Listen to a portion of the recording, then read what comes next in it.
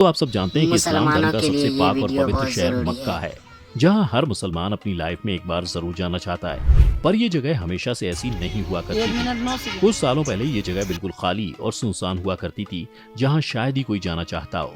आज की तस्वीरें देख के ये अनुमान लगाना काफी मुश्किल है कि कुछ टाइम पहले मक्का कैसा हुआ करता था। आज हम जानेंगे कैसे बना है मक्का, इसके बनने के पीछे का क्या है इतिहास। हर धर्म में उसके तीर्थ स्थान का बहुत महत्व होता है। इस स्थल में लोगों की आस्था जुड़ी होती है। जैसे हिंदू धर्म में 4 धाम की यात्रा का अपना महत्व होता है, ये यात्रा काफी पवित्र मानी जाती है।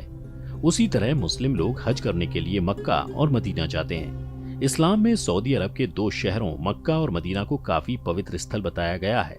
हर मुसलमान की चाहत होती है कि वो अपने जीवन में एक बार इन दोनों जगहों में जरूर जाए और मक्का में जाकर काबे का तवाफ यानी परिक्रमा करके अपने गुनाहों की माफी जरूर मांगे। इस्लाम में काबे की क्या वैल्यू है, ये तो इसी बात से पता लगता है कि दुनिया भर में जितने भी मुसलमान हैं वो काबे की दिशा में ही नमाज को अदा करते हैं, चाहे वो दुनिया के किसी भी कोने में क्यों ना हो। काबा एक क्यूब साइज की इमारत है। काबा ग्रेफाइट पत्थर से बना हुआ है। इसकी लंबाई 40 फीट और चौड़ाई 33 फीट है। इसमें कोई भी खिड़की नहीं है, बस एक दरवाजा है। इसमें पूर्व दिशा में लगभग 5 फीट की ऊंचाई पर एक काला पत्थर लगा हुआ है। काबा की 7 बार तवाफ करने के बाद सभी मुस्लिम यात्री इसको चूमते हैं। ये पत्थर इनके लिए काफी अहम है। इसके चारों ओर बनी इमारतों को मस्जिदुल हरम कहा जाता है। अब बात करते हैं इसके इतिहास की। इसके निर्माण को लेकर लोगों में काफी मतभेद है। लोगों का कहना है कि काबा का निर्माण फरिश्तों ने आकर करा है। साथ ही लोगों का ये भी मानना है कि आज भी लगभग 70,000 फरिश्ते यहाँ काबे की तवाफ यानी परिक्रमा करने आते हैं और नमाज भी अदा करते हैं। अरब देशों के मुताबिक मक्का में काबे को लेकर एक और कहानी भी चर्चित है। कहा जाता है जब मुस्लिम्स के भगवान यानी अल्लाह ने पहले 2 इंसान आदम और हव्वा यानी पहली महिला और मर्द को बनाया, तो इनसे नाराज होकर अल्लाह ने इनको धरती पर भेज दिया, जिसके बाद ये दोनों एक दूसरे से अलग हो गए। कई सालों तक ढूंढने के बाद ये दोनों जहां मिले वो जगह मक्का थी। यहीं आदम ने हव्वा की मिलने की खुशी में खुदा को सजदा कर शुक्रिया अदा किया था, जिसके बाद उसी जगह में बाद में काबा का निर्माण किया गया। इसके साथ ही एक और कहानी भी लोगों के बीच मौजूद है, जिसके बाद ये नष्ट हो गया। फिर हजरत इब्राहिम ने अपने बेटे हजरत इस्माइल के साथ मिलकर इस जगह का निर्माण किया था। इस्लाम धर्म के ग्रंथ कुरान के मुताबिक ये पैगंबर थे। अपने निर्माण के समय ये बिना छत वाली एक रेक्टेंगल टाइप की इमारत थी। लोगों का मानना है कि इन दोनों कहानी का जिक्र कुरान में नहीं मिलता और इस कहानी के लिए कुरान और हदीस का रेफरेंस इसलिए नहीं दे सकते क्योंकि ये दोनों कहानी नबी से पहले के वक्त की बात है।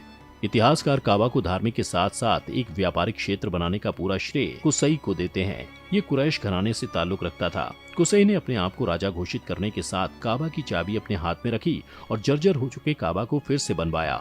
दूर दराज क्षेत्रों में बसे अपने कुरैश रिश्तेदारों को मक्का में लाकर बसाया। तीर्थ यात्रियों से मक्का में प्रवेश से पहले कर वसूलने का प्रावधान था। जमजम के पानी पर अपना प्रभुत्व रखा। कर चुकाने के बाद तीर्थ यात्रियों के खाने और पीने की जिम्मेदारी कुसई के प्रशासन की ही होती थी। इसके अलावा मुस्लिम मान्यताओं के हिसाब से मोहम्मद साहब ने 620 ईस्वी को मक्का से यात्रियों के लिए यात्रा शुरू की। आज यही जगह मदीना के नाम से जानी जाती है। 628 से 630 ईस्वी में जब मोहम्मद साहब वापस आए तो इस जगह को इबादत गाह के रूप में इस्तेमाल किया जाने लगा। काबे में लगे पत्थर के बारे में कहा जाता है कि ये पत्थर इस दुनिया का नहीं बल्कि इसको हजरत जिब्राइल अलैहिस्सलाम जन्नत से लेकर आए थे। ये इस्लाम धर्म में एक महत्वपूर्ण फरिश्ते के रूप में जाने जाते हैं। ये भी कहा जाता है कि जब इस पत्थर को यहाँ लगाया गया था तो ये सफेद रंग का था, पर दुनिया में बढ़ते पाप के साथ इसका रंग काला होता चला गया। मोहम्मद साहब ने अपनी मौत से पहले 632 ईस्वी में आखिरी बार हज यात्रा की थी। मक्का ही वो शहर है जहाँ से इस्लाम की शुरुआत हुई थी। अल्लाह ने मोहम्मद साहब को पैगाम दिया, जिसके बाद से पूरी दुनिया में इस्लाम का प्रचार प्रसार शुरू हो गया।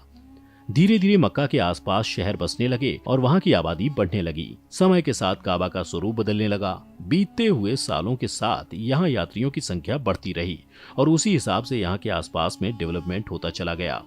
खलीफा उस्मान ने 644वीं ईस्वी से 656 ईस्वी तक काबा के आसपास में इमारतों का निर्माण किया। मक्का में कब्जा करने के लिए खलीफा अब्द अल मलिक, ये भी एक राजा थे, ने इब्र जुबैर के बीच गृह युद्ध छिड़ गया। इसी दौरान लगभग 683 ईस्वी में लकड़ी के बने काबा ढांचे को आग लगा दी गई, जिसके बाद ये पूरी तरह से नष्ट हो गया। इसके बाद इसको हजरत इब्राहिम की डिजाइन के हिसाब से फिर से बनाया गया और इसके चारों ओर मस्जिद का निर्माण भी किया गया। काबा के आसपास बनी मस्जिद का कई बार निर्माण किया गया, क्योंकि 1 साल पहले आई बाढ़ के चलते ये पूरी तरह से बर्बाद हो गया था। ये दुनिया की सबसे बड़ी मस्जिदों में से एक है। इसके बाद भी साल 1950 में बढ़ते तीर्थयात्रियों के चलते इसके स्ट्रक्चर में बड़े बदलाव किए गए। आज ये मस्जिद 40 एकड़ से भी ज्यादा जमीन में फैली हुई है।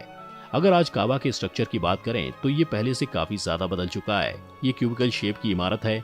इसका दरवाजा जो पहले किसी लकड़ी का बना था, उसको साल 1982 में सोने के दरवाजा लगाकर बदल दिया गया। काबा में ढकने वाला कपड़ा पहले मिस्र से मंगाया जाता था, पर अब इसको सऊदी अरब में ही तैयार किया जाता है। मस्जिद अल हरम भी पहले की तुलना में काफी अच्छा बन चुका है। इसमें यात्रियों की हर सुविधा का ख्याल रखा जाता है। यहाँ हर साल लाखों की तादाद में पूरी दुनिया से मुस्लिम हज यात्रा करने आते हैं। इतने लोगों का इंतजाम करना कोई आसान काम नहीं, इसलिए पूरे साल यहाँ की आबादी का एक बड़ा हिस्सा हज के इंतजाम में लगा रहता है। यहाँ चाहे यात्री के खाने का इंतजाम हो या वहाँ होने वाली कुर्बानी का काम हो, यहाँ सब कुछ पूरी तरह से सिस्टमैटिक तरीके से होता है। चलिए अब जान लेते हैं कि हज कैसे होता है। इसके यात्री सबसे पहले सफेद कपड़ा यानी एहराम बांधते हैं। ये कपड़ा कफन के समान होता है। इसमें किसी भी प्रकार की कोई सिलाई नहीं होती और साथ ही किसी भी प्रकार की कोई गंदगी भी नहीं लगी होती।